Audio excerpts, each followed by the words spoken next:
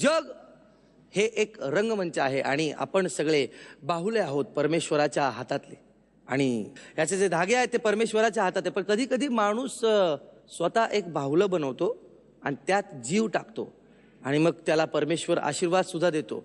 मी काय बोलतोय, अनाकलनीय वाटतंय? नाही अहो, हे फार सोपं आहे. आपण आधी स्वागत करूया जोरदार टाळ्यांनी. सिंधुदुर्गहून येत आहेत परशुराम गंगावणे. अरे वा उशीर झाला, कुठे पडला गुंतून, आणि ला ला ला ला लहानपणी खेळतोय आत्मारणी हो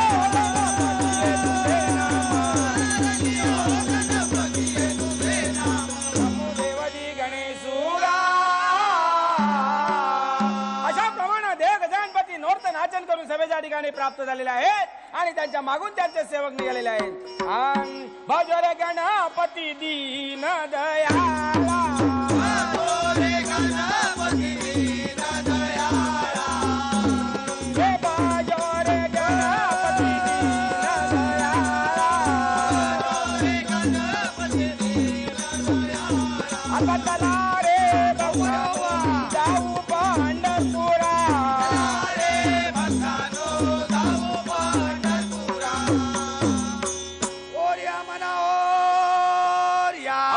ओरडीवाच्या देवाचे नाम स्मरण मोर्या मोर्या असे मुखाने बोला.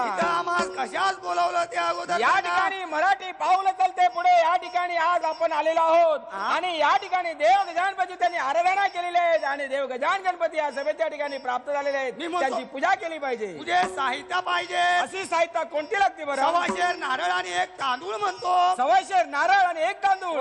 म्हणजे काय तुमचा पायाळू जन्म झाला होता काय? हो. हे बघा, हा 1 नारळ आणि ही फुलं पुष्प आहे. तुम्ही पूजेला आरंभ करून घ्या. म्हणजे चला.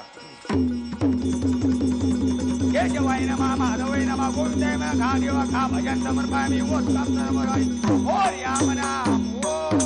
चला म्हणजे तुमची दक्षिणा पाठीमागून पाठवून देतो मिळालं. गणपती गा नाम तुझे जपो जपो गा जपो जपो. गणपती गा नाम तुझे जपो जपो गा जपो जपो.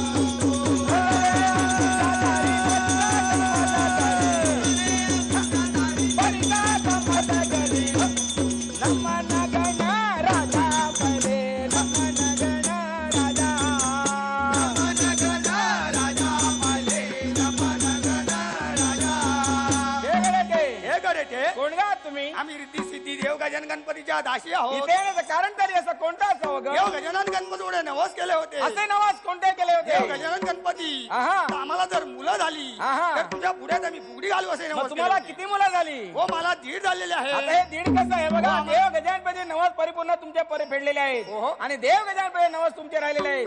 चांगल्या तऱ्हेने फुगडी घाला म्हणजे झालं. फुगाडी सये फुगाडी ग, फुगाडी सये फुगाडी ग, फुगाडी सये फुगाडी ग, फुगाडी सये फुगाडी ग, फुगाडी घातर घाला घाली, फुगाडी घातर घाला घाली, फुगाडी घालत घरात फुगात फुगाडी ग, फुगाडी सये फुगाडी ग.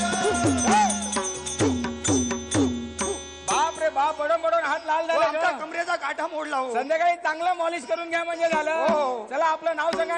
माझं नाव अंमली आणि कोकणातली रसागरे खाऊन गमली.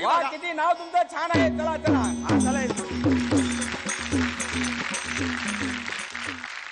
कोकणातली कला पाहायला मिळाली, खूप मजा वाटली.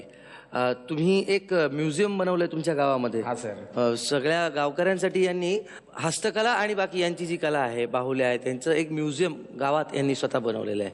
यांना महाराष्ट्र राज्य सरकारचा पुरस्कार सुद्धा मिळालेला आहे आणि गेली 35 वर्ष ते हा कार्यक्रम करतात.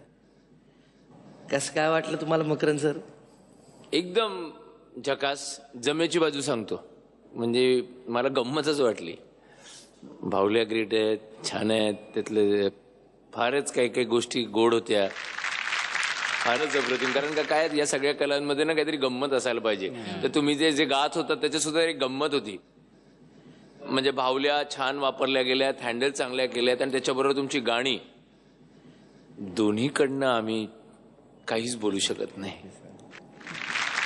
तेव्हा फक्त नमस्कार. मुग्धा, कळसूत्री बाहुल्यांचा खेळ म्हणलं की आम्ही पहिले पळायचो. लाईक लहानपणी कधीतरी बघायला मिळायचं, नेहमी मिळत नाही.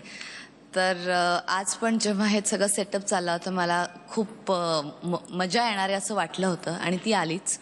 सगळ्यात बेस्ट म्हणजे तो उंदीर जेव्हा तो नारळ पळवून दिला, आउटस्टँडिंग, खूप खूप मज्जा छान आली. तो होतं. काय तर छान मजा आली, खूप छान वाटलं. आता पाहूया पदकं किती मिळाली तुम्हाला. मुग्धा, किती पदकं देशील 10 पैकी? मी तुम्हाला 8 मेडल्स देणार. 8 मेडल्स मिळालेले आहेत 10 पैकी मुग्धाकडून. मकरंद सर, मी तुम्हाला 10 पदकं देणार आहे. थँक्यू. आवर 10 पैकी 10 पदकं मकरंद सरांनी आणि मुग्धाने 8 मेडल्स, 18 पदकं झालेली आहेत. धन्यवाद, धन्यवाद सर.